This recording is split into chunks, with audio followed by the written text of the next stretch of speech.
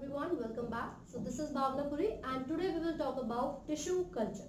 So friends, chapter number 9 के जो बाकी टॉपिक्स हैं वो हम ऑलरेडी डिस्कस कर चुके हैं और आज हम टिश्यू कल्चर के बारे में बात करेंगे. So basically जितनी भी टेक्निक्स हैं, जितनी भी ट्रेडिशनल टेक्निक्स हैं जिनका यूज करके हम क्रॉप प्रोडक्शन करवाते हैं, ठीक है, वो इतनी ज्यादा लार्ज अमाउंट में या जो सफिशिएंट सिस्टम है उसका यूज करके न्यू क्रॉप की प्रोडक्शन नहीं कर सकती. इसीलिए हमने एक ऑल्टरनेटिव टेक्निक का इस्तेमाल किया है which is the tissue culture. तो टिश्यू कल्चर है क्या? ये एक ऐसी प्रैक्टिस है, ये एक ऐसा प्रोसेस है जिसमें हम लार्ज नंबर में न्यू प्लांट्स को ग्रो कर सकते हैं किसी भी एक प्लांट का एक पार्ट यूज करके. ठीक है. Now what is that part called? हम उसको क्या बोलेंगे? X plant. देखिए, लेट्स से हमारे पास कोई एक प्लांट है, कोई एक ट्री है. उस ट्री में से हम एक स्पेसिफिक सेल को या फिर एक टिश्यू को बाहर निकालेंगे जिस टिश्यू के अंदर मल्टीप्लाई करके यानी कि एक न्यू प्लांट को प्रोड्यूस करने की एबिलिटी होगी. Now the x plant is the plant और the plant or its part from which जिससे कि a new plant can be generated. ठीक है. तो कोई भी एक ऐसा प्लांट या उसका पार्ट जिसका इस्तेमाल करके हम एक न्यू प्लांट को प्रोड्यूस कर सकते हैं, जनरेट कर सकते हैं, उसको एक्स प्लांट कहा जाता है. And here you can take an example of the buds और द मेरिस्टेमेटिक टिश्यू. ठीक है. तो हमने क्या किया? हमने एक्स प्लांट को लिया और इस एक्स प्लांट के अंदर क्षमता है, एबिलिटी है कि वो एक न्यू प्लांट में पूरे तरीके से डेवलप कर सकता है. अब उसकी उस क्षमता को, उस एबिलिटी को क्या बोलते हैं? टोटीपोटेंसी. क्या बोलेंगे? टोटीपोटेंसी. इसका मतलब है the ability of the X plant, the ability of the X plant to produce a complete new plant. एक न्यू प्लांट को प्रोड्यूस करने की जो क्षमता है, जो एबिलिटी है, उसको हम टोटीपोटेंसी कहते हैं. यहाँ पर एबिलिटी की जगह पर कैपेसिटी भी आप लिख सकते हो. ठीक है. तो टोटीपोटेंसी यानी कि पोटेंशियल, पोटेंशियल यानी कि क्षमता. ठीक है. तो दो टर्म्स हमने यहाँ पर टिश्यू कल्चर में पढ़ी है. एक है एक्स प्लांट और एक है टोटीपोटेंसी. एक्स तो सबको पता ही है, ई एक्स एक्स, है ना. तो इसमें होगा क्या? प्लांट से ऑलरेडी जो पार्ट सेपरेट किया जा चुका है उसको हमने एक्स प्लांट का नाम दे दिया. ठीक है. ये कौन सा पार्ट होगा? ऐसा पार्ट होगा जो फर्दर डिफरेंशिएट करेगा और एक न्यू प्लांट को प्रोड्यूस कर लेगा. अब ये न्यू प्लांट को कैसे प्रोड्यूस करेगा? क्योंकि इसके अंदर एबिलिटी है, क्षमता है कि वो न्यू प्लांट को जनरेट कर सकता है.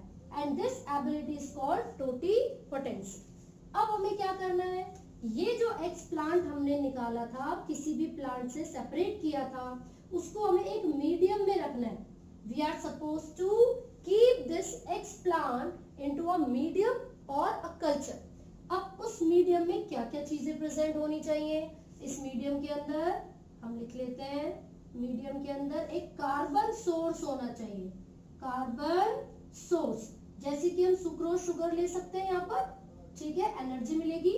इसके अलावा इनऑर्गेनिक सॉल्ट हो सकते हैं, इनऑर्गेनिक सॉल्ट हो सकते हैं. देन विटामिन्स हो सकते हैं, vitamins. And PGR, that means plant growth regulators, जैसे कि साइटोकाइनिन, है ना. तो ये क्या है? ये कुछ ऐसे कंपोनेंट्स हैं एक मीडियम के, जिस मीडियम में हमने एक्स प्लांट को रखा है. और इन कंपोनेंट्स का जो इंपॉर्टेंस है, इनकी जो जरूरत है वो क्या है? वो ये है कि ये हेल्प करेंगे एक्स प्लांट को डिफरेंशिएट करने में. किस चीज में हेल्प करेंगे? It will help the explant to differentiate.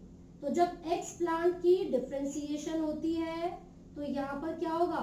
Differentiation. यहाँ पर क्या होगा? एक मास ऑफ सेल बनेगा, एक ग्रुप ऑफ सेल बनेगा जिसको कैलस कहते हैं. क्या बोलेंगे? कैलस. CALLUS. ठीक है.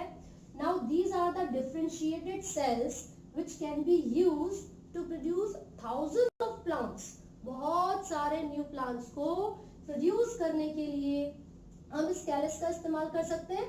तो वो कौन सी टेक्निक होगी जिसमें हम कम समय में, बहुत ही कम समय में थाउजेंड्स ऑफ प्लांट्स को प्रोड्यूस करते हैं बाय यूजिंग टिश्यू कल्चर। उसको बोलते हैं माइक्रो प्रोपगेशन। क्या नाम होगा? Let me right it here, micro propagation. Propagation, तो देखिए माइक्रो का मतलब होता है कम या छोटा, प्रोपगेट करना मतलब प्रोड्यूस करना यानी कि बनाना। तो माइक्रो प्रोपगेशन क्या है? माइक्रो प्रोपगेशन मींस ये एक ऐसा प्रोसेस है जिसमें thousands of new plants को produce कर सकते हैं in a short interval of time, right? So this is a process to produce thousands of new plants in short interval of time. किस टेक्निक का यूज करके? Tissue culture का use करके, ठीक है। और टिश्यू कल्चर में हमने क्या किया था?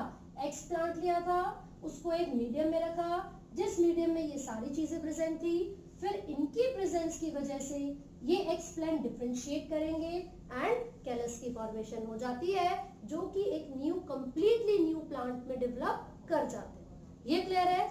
आगे देखिए भाई, एक ही प्लांट से मैंने बहुत सारे टिश्यूज को यहाँ पर देखिए कट कर लिया था, तो उसी एक एक्स प्लांट का इस्तेमाल करके ही मैंने बहुत सारे न्यू प्लांट्स को प्रोड्यूस करवाया। तो इसका मतलब ये हुआ कि जितने भी प्लांट्स प्रोड्यूस हुए हैं, जितने भी न्यू प्लांट्स की फॉर्मेशन हुई है, उन सबका जो जेनेटिक मटेरियल होगा वो तो उसी पेरेंट प्लांट से बिलोंग करेगा जो कि हमने अपने एक्सपेरिमेंट के लिए लिया था। तो यहाँ पर किसकी फॉर्मेशन होती है? Somaclones. Now what are somaclones? देखिए, सोमा का मतलब है सोमैटिक। हमने यहाँ पर किसी भी सेक्स सेल या किसी भी गैमेट का इस्तेमाल तो नहीं किया। किसका यूज किया था? हमने सोमैटिक सेल्स का यूज किया था, ठीक है। तो ये सोमा वर्ड कहाँ से आया? सोमैटिक के लिए। क्लोन्स क्या होते हैं? कोई भी ऐसे ऑर्गेनिजम्स जो कि मॉर्फोलॉजिकली एंड जेनेटिकली सिमिलर होते हैं, आइडेंटिकल होते हैं, उनको हम क्या बोलेंगे? क्लोन्स बोलेंगे। तो सोमा क्लोन्स यानी कि सोमैटिक सेल से प्रोड्यूस किए जाने वाले क्लोन्स, ठीक है। तो जब भी आपसे पूछा जाता है कि माइक्रो प्रोपगेशन के रिजल्ट में जो प्लांट्स बनकर आए हैं, क्या सभी का जेनेटिक मटेरियल डिफर करेगा? नो। क्यों नहीं करेगा? क्योंकि ये जितने भी प्लांट्स हैं वो सभी एक ही या फिर सेम पेरेंट प्लांट से ऑब्टेन किए गए हैं। सो ये हमने पढ़ लिया माइक्रो प्रोपगेशन। अब अगर आपसे एक क्वेश्चन पूछा जाए कि भाई आप मुझे बताइए, कोई एक इन्फेक्टेड प्लांट है, कोई वायरस से इन्फेक्टेड प्लांट है, लेकिन उसी प्लांट का यूज करके मुझे बहुत सारे न्यू प्लांट्स को प्रोड्यूस करना है, तो हम कैसे करेंगे? क्योंकि उसमें तो वायरस का इन्फेक्शन है, तो जितने भी आप नए प्लांट बनाओगे सब में वायरस का इन्फेक्शन हो जाएगा, है ना।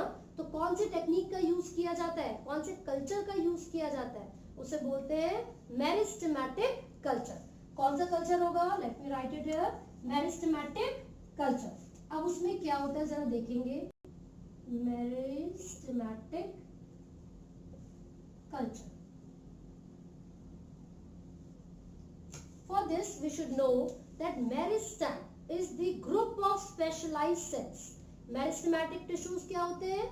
ऐसे specialized cells का ग्रुप होंगे जो कि rapidly growth करते हैं और plants की help करेंगे complete development में और growth में, ठीक है। तो जब किसी भी प्लांट के अंदर ये जो मेरिस्टेमेटिक टिश्यूज होंगे, क्योंकि वो नए नए सेल्स बनकर आ रहे हैं बार बार, तो उनके अंदर तो वायरस से कोई इन्फेक्शन होगा नहीं। तो यही रीजन है कि जो मेरिस्टेमेटिक टिश्यूज होते हैं उनको यूज किया जाता है वायरस से बचाव यानी कि वायरस फ्री प्लांट्स को ऑब्टेन करने के लिए।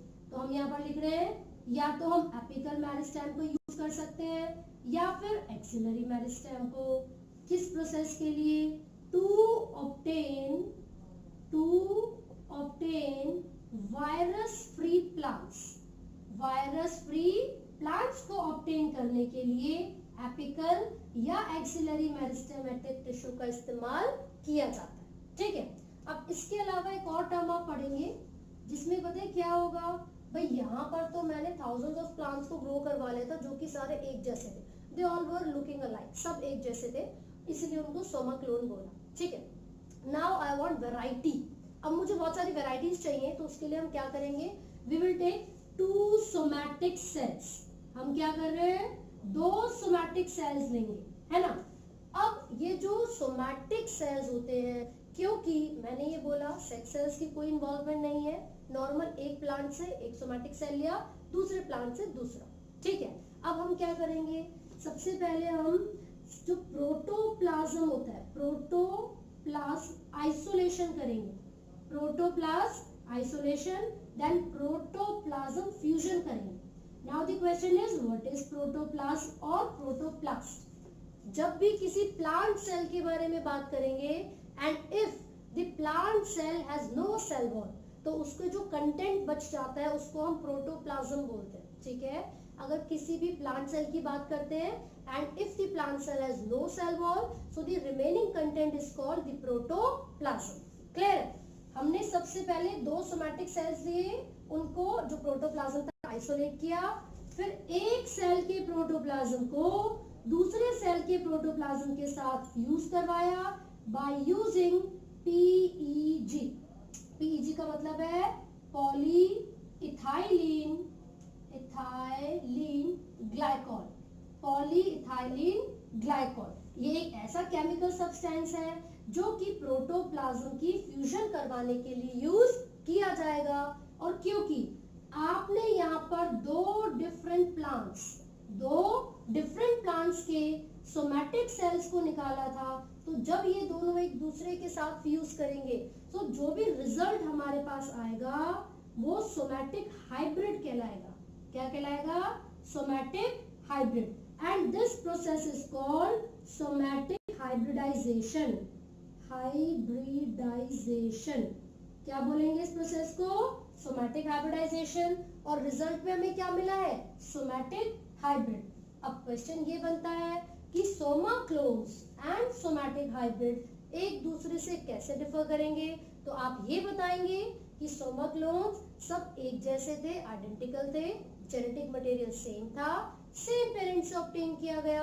लेकिन जो सोमैटिक हाइब्रिड है, यहाँ पर वेरिएशंस आएगी, वेरिएशंस। क्यों, 2 different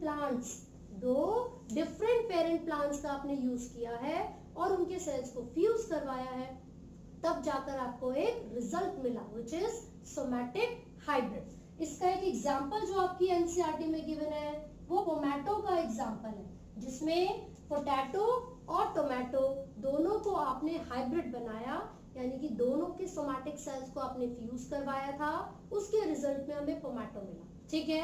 so this is a result of somatic hybridization. So here what we did, हमने टिश्यू कल्चर पढ़ा है, micro propagation, then meristematic culture and somatic hybridization. Tissue culture में एक्सप्लांट क्या होता है, किसी भी प्लांट से सेपरेट किया हुआ पार्ट, फिर उसके अंदर टोटीपोटेंसी है, मतलब एक न्यू प्लांट को जनरेट करने की क्षमता है ना। आपने मीडियम में क्या क्या लिया था, जिसमें एक्सप्लांट को रखा, उसमें शुगर थी, मतलब कार्बन का कंपाउंड था, उसमें विटामिन्स थे, इनऑर्गेनिक सॉल्ट था, प्लांट ग्रोथ रेगुलेटर्स थे, ठीक है। फिर उसके बाद आपने माइक्रो प्रोपगेशन की मदद से लार्ज नंबर में प्लांट्स को ऑब्टेन करवा लिया। उसके बाद मैंने आपको मेरिस्टेमेटिक कल्चर बताया, जिसमें हम किसी भी प्लांट की एपिकल या एक्सिलरी मेरिस्टेम का यूज करेंगे ताकि किसी भी इन्फेक्टेड प्लांट से वायरस फ्री प्लांट्स को ऑब्टेन किया जा सके। मैं एम्फसाइज इसलिए कर रही हूँ क्योंकि क्वेश्चन नीट में भी पूछा जाता है और आपसे नॉर्मली जो आपका बोर्ड का एग्जाम होता है उसमें भी पूछ लेते हैं, ठीक है। फिर उसके बाद यहाँ पर पीईजी क्या है, प्रोटोप्लाज्म फ्यूजन करवाएगा। फिर पूछेंगे सोमा क्लोन्स और सोमैटिक हाइब्रिड में क्या डिफरेंस है, उसमें कोई वेरिएशन नहीं आती और इसमें वेरिएशन आएगी, ठीक है। और टोमेटो का एग्जांपल भी आप याद रखेंगे। सो this is all about tissue culture. I hope आपको ये चीजें समझ में आई हैं। इन केस आपको कोई डाउट है तो आप कमेंट कर सकते हैं। And do not forget to like, share and subscribe.